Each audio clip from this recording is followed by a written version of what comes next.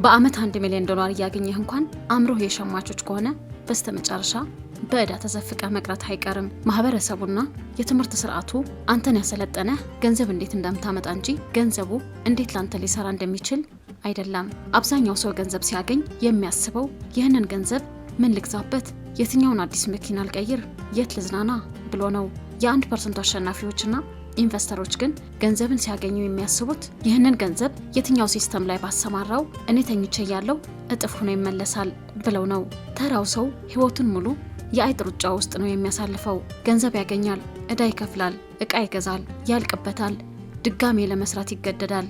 ኢንቨስተሮች ግን ከዚህ ሩጫ ወጥተዋል። እንኳን ወደ ፀሐይ ቻናል በደህና መጣችሁ። የነገ ቢሊዮነሮች ኢንቨስተሮችና የ1% አሸናፊዎች እውቀትና መነሻ ወደሚያገኙበት ስፍራ። ኢንቨስተር መሆን ማለት ኮምፒውተር ፊት ተቀምጦ አክሲዮን መሸጥ ወይም ክሪፕቶ መግዛት ማለት አይደለም። ኢንቨስተር መሆን የህይወት ፍልስፍና ነው። ውሳኔ የማስተላለፍ ስሌት ነው።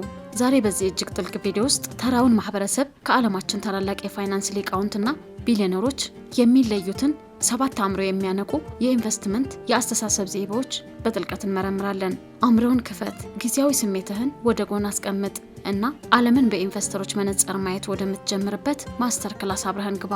አንደኛ፣ አሲሜትሪክ ሪስክ። በትምህርት ቤት የፋይናንስ ትምህርት ሲሰጠን የተማርነው ትልቁ ውሸት ትልቅ ትርፍ ለማግኘት ትልቅ ሪስክ መውሰድ አለብህ የሚል ነው። ይህ የሞኞች ስሌት ነው። እውነተኛ ኢንቨስተሮች ትልቅ ሪስክ አይወስዱም። የዌል ስትሪት ቢሊዮነሮች የሚፈልጉት አሲሜትሪክ ሪስክ የተባለውን የ1%ቱ የፋይናንስ ህግ ነው። ይህ ማለት ምን ማለት ነው? ብሸነፍ የማጣው እጅግ ጥቂት ነው፣ ባሸንፍ ግን የማገኘው ትርፍ ማለቂያ የለውም ማለት ነው። ታዋቂው ኢንቨስተር ሞህኒሽ ፓብራይ ይህንን ሲገልጸው ሳንቲሟን ወደ ላይ ወረውራታለሁ፣ ፊት ከወጣ አሸንፋለሁ፣ ጀርባ ከወጣ ግን ብዙ አልጎዳም ይላል። ሌላኛው ቢሊዮነር ፖል ቱዶር ጆንስ ደግሞ የ5 ለ1 ህግ አለው። $1 አደጋ ላይ የሚጥለው $5 ሊያተርፍ እንደሚችል 100% እርግጠኛ ሲሆን ብቻ ነው። ለምሳሌ ሪቻርድ ብራንሰን የቨርጅን አትላንቲክን የአየር መንገድ ሲመሰርት ቦይንግ ካምፓኒ ጋር ሂዶ አውሮፕላኖቹን የገዛው በአንድ ውል ነበር። አየር መንገዱ ከከሰረ አውሮፕላኖቹ መልሼ እሰጣችኋለሁ። ይህ ነው የኢንቨስተር አእምሮ። የኪሳራውን በር ቀድሞ ይዘጋና የትርፉን ጣሪያ ክፍት ያደርጋል። ኢንቨስተር የገንዘቡን ደህንነት የሚያስቀድም ስትራቴጂስት እንጂ በጭፍን የሚዘልቁ ቁማርተኛ አይደለም። የሁለተኛ ደረጃ አስተሳሰብ። ተራው ሰው ውሳኔ ሲያስተላልፍ የሚያየው የነገሩን ፈጣንና የመጀመሪያ ውጤት ብቻ ነው። ታዋቂው ቢሊዮነርና ኢንቨስተር ሃዋርድ ማርክስ እንደሚለው ከሌላው ሰው የተሻለ ውጤት ለማምጣት ከሌላው ሰው በተለየና በጥልቀት ማሰብ ግድ ይላል። ይህንን በታሪካዊ ምሳሌ እንየው። በ1914 ሄንሪ ፎርድ የሰራተኞችን የቀን ደሞዝ ድንገት ወደ $5 አሳደገው። የመጀመሪያው ደረጃ አስተሳሰብ። ሌሎች የቢዝነስ ሰዎች ፎርድ አበደ፣ ወጪው ጨመረ፣ ካምፓኒው ሊከስር ነው አሉ። የሁለተኛ ደረጃ አስተሳሰብ። የፎርድ የኢንቨስተር አእምሮ ያሰላው ግን ሌላ ነበር። ሰራተኞቹ ጥሩ ክፍያ ሲያገኙ ከስራ አይለቁም፣ የስልጠና ወጪ ይቀንሳል። ከሁሉም በላይ ደግሞ ሰራተኞቹ ራሳቸው እሱ የሚያመርተውን መኪና ለመግዛት አቅም ያገኛሉ። በስተመጨረሻ ፎርድ የዓለም ቁጥር 1 ሀብታም ሆነ። በግል ህይወትህም ሆነ ርካሽ ነገር ገዝተህ ገንዘብ አዳንኩ ብለህ ታስባለህ። ነገር ግን እቃው ቶሎ ሲበላሽ ጊዜህንና ድጋሜ ገንዘብህን ያቃጥላል። ኢንቨስተሮች ቼዝ ነው የሚጫወቱት፣ ተራው ህዝብ ደግሞ ቸከርስ ይጫወታል። 3ኛ እርምጃዎችን ቀድመህ ካላሰብክ ማትሪክሱ ይበላሃል። 3ኛ የካፒታል ስምሪት ጥበብ። የዓለማችን ታላቅ ኢንቨስተር ዋረን ባፌት ዋናው ስራው አክሲዮን መምጠጥ ይመስልሃል? አክሲዮን መምረጥ ይመስልሃል? አይደለም። እሱና የየትኛውም ስኬታማ ቢሊዮነር ዋና ስራ የካፒታል ስምሪት ይባላል። ይህ ማለት እጅህ ላይ ያለውን ሪሶርስ ወይንም ጊዜ የት ቦታ ላይ ብታሰማራው እጅግ ከፍተኛ የሆነ የትርፍ ምጣኔ ያመጣል የሚለውን የመወሰን ጥበብ ነው። አንተ የራስህን ህይወት ዋና ስራ አስፈጻሚ ነህ። በቀን ውስጥ 24 ሰዓት ካፒታል ተሰጥቷል። ይህንን 24 ሰዓት ኔትፍሊክስ እና ሶሻል ሚዲያ በማየት የምታሰማራው ከሆነ የካፒታል ስምሪትህ ኪሳራ ነው ማለት ነው። ኢንቨስተሮች ጊዜያቸውን እንደ ገንዘብ ነው የሚቆጥሩት። ለዚህ ነው ቢሊዮነሮች በሰዓት $1000 ማምጣት የሚችሉበትን ስራ እየሰሩ ማንም ሰው ሊሰራው የሚችለውን ተራ ስራ በሰዓት $20 እየከፈሉ ለሌላ ሰው የሚያሰሩት። የጊዜን ካፒታል ትክክለኛ ቦታ ላይ ማሰማራት ከገንዘብ ኢንቨስትመንት እጅግ ይበልጣል። 4ኛ የእድል ወጪና የእንቢታ ኃይል። ተራው ሰው እድል ሲመጣለት ሁሉንም እሺ ብሎ ይቀበላል። ብዙ ፕሮጀክቶች ውስጥ ይገባል፣ ብዙ ቢዝነስ ይሞክራል፣ በመጨረሻም የትም ሳይደርስ ይደክማል። ኢንቨስተሮች ግን የእድል ወጪ የተባለውን አስፈሪ ህግ ያውቃሉ። ለአንድ ነገር እሺ ስትል በዛው ቅጽበት ለሌላ $1 ሚሊዮን ለሚያወጣ ነገር እምቢ ያልክ ነው። ዋረን ባፌት ለግል ፓይለቱ የነገረው ታዋቂ የ5 በ20 ህግ አለው። ፓይለቱ በህይወቱ ማሳካት የሚፈልጋቸው 25 ነገሮች እንዲጽፍ አዘዘው። ፓይለቱም ጻፈ። ከዚህ ውስጥ እጅግ በጣም ወሳኝ የሆኑትን 5ቱን ብቻ ምረጥ አለው። ፓይለቱም መረጠ። በመጨረሻም ባፌት እንዲህ አለው፣ አሁን እነዚህ 5 ነገሮች ታሳካለህ። ነገር ግን ያልመረጥካቸው 20 ነገሮች ፈጽሞ እንዳታያቸው አርቀህ ጣላቸው።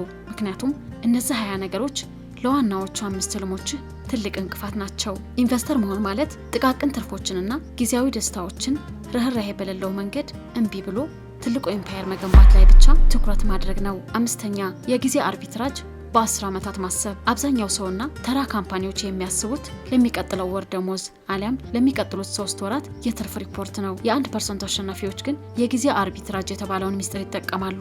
ይህ ማለት ሁሉም ሰው አጭር ጊዜ ላይ ሲያተኩር፣ እነሱ የ10ና የ20 ዓመታት የረጅም ጊዜ ራዕይ ላይ ኢንቨስት ያደርጋሉ። ተወዳዳሪው ማየት የማይቻልበት የጊዜ ርቀት ውስጥ ኢምፓየራቸውን ይገነባሉ።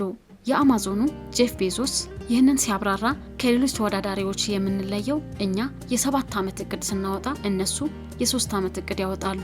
የ3 ዓመት እቅድ ውስጥ ሁሉም ሰው ይወዳደራል። የ7ና የ10 ዓመት እቅድ ውስጥ ግን ማንም ሊወዳደር አይችልም፣ ምክንያቱም ማንም ያን ያክል ትዕግስት የለውም ይላል። ኢንቨስተር ማለት ዛሬ ዘርዘርቶ ነገ ዛፍ እንዲሆን የሚጠብቅ የዋህ አይደለም። ትዕግስትን እንደ ትልቅ የውድድር ብልጫ የሚጠቀም ስትራቴጂስት ነው። 6ኛ ከስሜት ነፃ መሆን። በፋይናንስ ገበያ ውስጥ 99% ትሬደሮችና ኢንቨስተሮች ገንዘባቸውን የሚያጡት በሁለት ስሜቶች ምክንያት ነው፣ ስግብግብነትና ፍርሃት። የዋርን ባፌት አስተማሪ የሆነው ቤንጃሚን ግርሃም የተባለው የኢንቨስትመንት አባት እንዳለው ገበያው ልክ እንደ ስሜታዊ እብድ ነው። ገበያው ዛሬ በደስታ ይዘላል፣ ነገ ደግሞ በፍርሃት ይደናገጣል። ተራው ህዝብ ይህንን እብደት ተከትሎ አክሲዮን ሲወደድና ሁሉም ሲገዛ በስግብግብነት ይገዛል። ገበያው ሲወድቅ ደግሞ በፍርሃት ይሸጣል።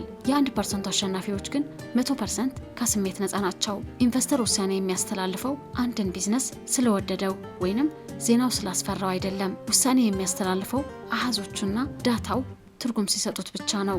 ኢንቨስተር መሆን ማለት ዓለም እሳት ውስጥ ስትገባ ዜናው ሁሉ የውድቀት ነጋሪት ሲጎስም የልብህ ትርታ ሳይጨምር በአርምሞ ቆመህ ዳታውን የማንበብና በሎጂክ የተወሰነ ጥበብ ነው። አእምሮህን መቆጣጠር ካልቻልክ የፋይናንስ ገበያውም ሆነ የህይወት አቅጣጫ በፍጹም መቆጣጠር አትችልም። የዛይ ቤተሰቦች የውህድ እድገት በገንዘብ ላይ ብቻ የሚሰራ አይምሰላችሁ።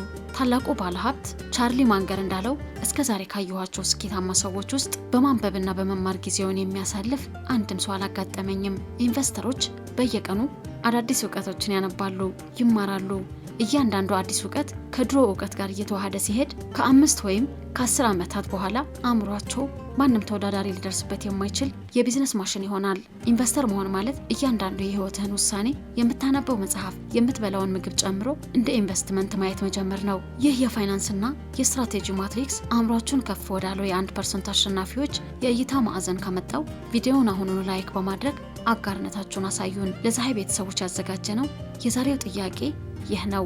በህይወት ውስጥ ትልቁን የእድል ወጪ ያጣኸው የትኛው አላስፈላጊ ነገር ላይ እሺ በማለትህ ነው? ዛሬስ በኢንቨስተር አእምሮ ለየትኛው ነገር እምቢ ለማለት ወስነሃል? ሐሳብህን ከታች ኮሜንት ላይ አጋራን። አዳዲስ የቢዝነስ ስትራቴጂዎችን፣ የፋይናንስ ጥበብንና የኤሊቶችን የስነልቦና ሚስጥር ሁሌም ለማግኘት የፀሐይ ቻናላችንን አሁኑኑ ሰብስክራይብ በማድረግ የደወል ምልክቷን ይጫኑ። እንደ ኢንቨስተር አስብ፣ ስሜትህን ተቆጣጠር እና ኢምፓየርህን ገንባ። ፀሐዮች ነን፣ አብረን እንደግ።